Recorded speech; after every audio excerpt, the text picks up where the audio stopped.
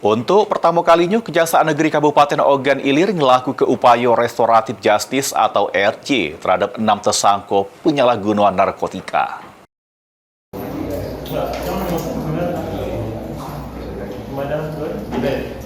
Inilah keenam tersangka penyalahgunaan narkoba yang diupayakan restoratif justice atau RJ pertama kalinya oleh Kejaksaan Negeri Ogan Ilir.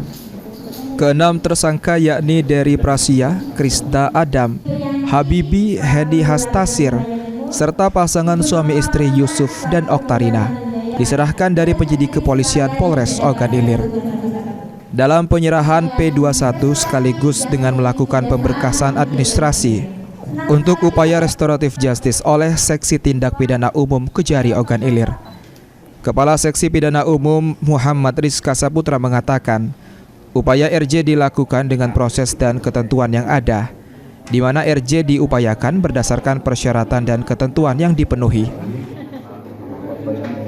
Salah satunya wajib dilakukan asesmen dan ada rekomendasi dari BNN. Yang mana persyaratan-persyaratan itu telah dipenuhi, salah satunya mendapatkan bantuan juga dari pihak penyidik sesuai dari petunjuk kita, yaitu salah satunya harus ada rekomendasi dari pihak BNN, tim asesmen terpadu. Ya alhamdulillah dari upaya RJ kepada 6 tersangka narkoba dengan merehabilitasi ke-6 tersangka ke Rumah Sakit Rehabilitasi di Lampung atau ke Rumah Sakit Jiwa Palembang. Ahmad Romawi, PAL TV.